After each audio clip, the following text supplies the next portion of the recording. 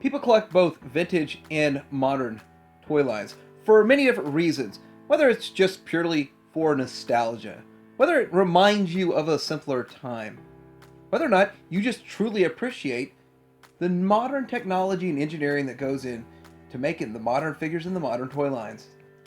Today I want to talk to you about collecting vintage to modern, or collecting vintage or modern, collecting both. We're going to take a look back at a couple of vintage lines, and we're going to look at what's coming for those in the future. Coming up.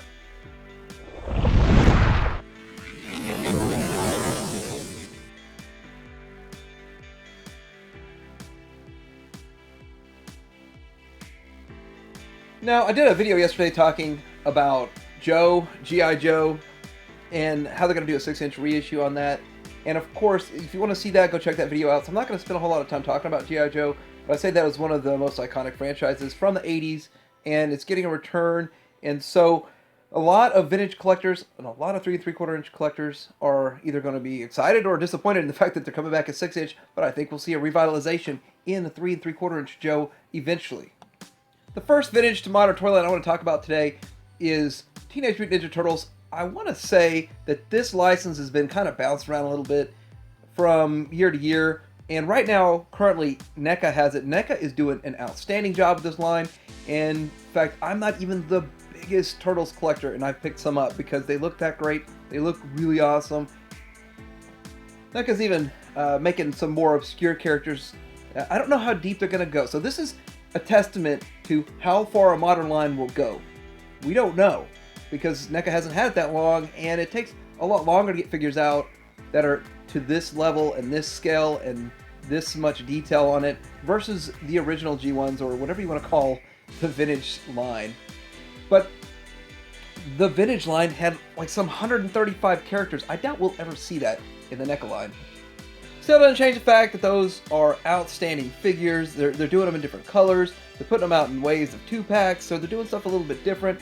It is a little harder to get your hands on than, say, like a Hasbro release. So that is another issue with collecting modern. And although the vintage toys weren't articulated very well, and they really weren't the greatest of action figures in the world, they have some special charm to them, as most vintage toys do. Next up, I want to talk about Transformers, and I want to say that in the vintage line of Transformers, some of those were just really bad compared to the online counterparts, the on-screen counterparts. But nowadays, we get figures that look like they walked off the screen. The price we pay for them looking this good is an ultra-complex transformation. They still do transform, and to take them from one mode to the other is a challenge. But it's worth it in the end because they look so good in both modes. And in the case of the Masterpiece, we have third-party companies or unlicensed, unofficial companies that are making representations of these classic characters. And they pick up the slack where the main Hasbro and Takara, well, they don't fill those gaps. So that's what third party's all about. But when it comes to the difference in the aesthetic, the look, the quality, the feel, it's day and night with some of these characters. And out of all of the old toy lines that are still being created and made today, Transformers seems to be the one with the most activity, the most going on, and the most different companies and different hands in it, and different involvement, even more than in Star Wars. Ah yes, Star Wars, one of the greatest toy lines ever, and collecting vintage Star Wars seems to be one of the most expensive hobbies that you'll get yourself into. And collecting modern, it's still pretty expensive, but nothing like collecting vintage. And you can go in a couple of different scales in the modern. You can go in the 3 3/4 inch, or you can go in the 6-inch. The likenesses now with the 6-inch and with the 3 3/4 inch are so much greater than they were back then. And you actually could see the actress and the actor, and you know who it is nowadays. Back then, it seemed to be just generic face sculpts. But you have to admit, there is some charm to seeing a vintage Kenner figure. And with that, all of these great figures coming out today, I never lose sight of what vintage has to offer, and it still brings joy every day when I look at a vintage collection, even if it's not my own. The vintage toy lines are getting realized every day with new characters, like Boba Fett. They took a vintage Boba Fett, they make a Black Series, but also Gentle Giant made a 12-inch version of vintage Boba Fett. So there's still a lot of love for the vintage even today, and I don't think that's ever going to go away. And I think it's strongest with Star Wars. But what do you guys think? Which toy line do you think has the most sentimental value for the vintage line? Put it in the comments below. Next up, we have the He-Man toy line. And with that, that's one of the great 80s toy lines. And as a vintage He-Man was great, it didn't have a whole lot of articulation, and there were some drawbacks to it, but it still was a big thing in the 80s, and it's a big thing still today. Mattel even made their own line, Matty Collector. It's a collector's club type deal, almost like HasLab in a way. And they did a great job. They made some really interesting looking figures. They display very well. As with many other lines, we've gotten a couple of different companies taking their stab at it, such as Super 7, who currently is wrapping up their run with the He-Man license. Super 7 figures look pretty good, but it looks like Mattel wants their license back for some reason. Turns out Mattel is actually going to take a stab at making a vintage style He-Man figure line, but this vintage style He-Man figure line is going to have updated articulation, so it's going to be similar to the old figures with a modern take, but they'd probably fit in really well with either a modern or a vintage line. Again, showing the strength and the draw of the vintage era.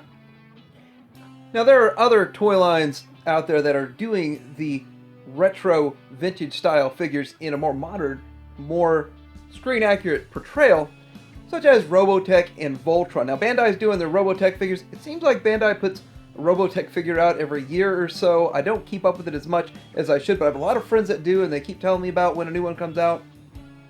Bandai's also making their Solo Shogoken line, which they're making, well, they've already made their Lion Bot, and they've made the Vehicle Voltron or the Dairogger, but these are great iterations of classic characters, and definitely collectors are excited about it. So where are we going from here? With the vintage collecting, with the modern collecting? You know, Hasbro's put out the retro collection. I've done videos on this, and we've talked about this, but guess what? The retro collection is not over. They are going to have another set of retro collection. They're probably going to do a third set of retro collection.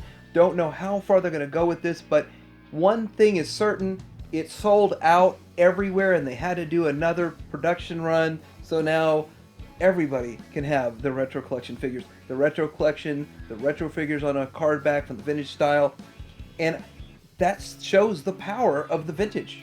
I personally say we should have left it alone. I think vintage collection was enough with modern figures on a vintage card back, but this did make a lot of people happy. In the Transformers world, we have the reissues at Walmart, and I don't see that stopping anytime soon, but there is going to be a limit to that. There's a limit to whatever molds they have handy that they're going to use. That's why they only have a very short list of figures that they're going to reissue. It's not like they're going to do the entire vintage G1 line all over again, because they just don't have the molds for it. And if the prices are already $50 a figure and they don't have to pay for new tooling, how much would they be if they had to make all new tooling? So there are many other toy lines out there that I think need to get this special treatment. They need to get a modern, updated version. But you know, there are some problems to that. Let's talk about Mask. One of the reasons that we don't see a modern, updated take on Mask is simply because those vehicles are outdated. I don't think they'd want to make outdated vehicles. That is an issue. Would new vehicles that are just completely reimagined work? Well, I don't think it would capture the collector. So they'd have to go with the old. There'd have to be a reason for it. Now, I'm sure a creative writer could figure that one out, but today we see a lot of these lines come out with modern vehicles, modern takes. And also the scale, those figures are so small, they don't really scale with anything else. Hey, I'd still be down for it, and if they did come out with it, I'd want it the exact same scale, and I'd want them to use older vehicles that match this era. Other people disagree with me and say Mask should come out in a 6-inch scale, or at least in the 3 3/4 inch like G.I. Joe. Kid Centurion, that's something that I really like. I think that there is a huge community out there for people that would really get excited to see this reimagined. Now, this, on the other hand, would be figures that would come out, instead of being 7 inches tall, they would have to be smaller, closer to 6 inches tall, and that would probably be the route they went. Part of the 6-inch phase, this would be perfect. They could cut down on the price point because they could make them smaller and they could still have all the functionality. And with today's technology, we have the technology to reimagine this whole line and give us a lot of what we could have had, what we missed, all of the last figures, that last wave of figures that they had planned and never put out. Now, a lot of lines had figures with a whole second series or a whole other year of toys planned, such as Star Wars had a lot planned. This is the Droids line, which obviously the Droids cartoon failed, the toy line failed, which makes it highly collectible. But I know a lot of collectors would love to see these unreleased figures actually released. Other toy lines like the Visionaries, we actually see an updated version, and they've been toying around with the idea of updating a lot of other franchises with the whole Unity thing going on with Hasbro. The Visionary toy line itself had a whole lot of unreleased figures, planned figures that never got released, along with a whole bunch of vehicles that were just downright crazy. With the young generation's interest dwindling and a lot of other financial factors, we may never see a lot of these old toy lines get reimagined. I'm excited about a lot of things coming. I'm going to stick with what I know, go with what I know. I'm still collecting vintage. I'd be curious to hear from you guys what old toy lines you expect to see coming around soon. We already know about Joe, sorta. Like, subscribe. Hadarium Hanger out.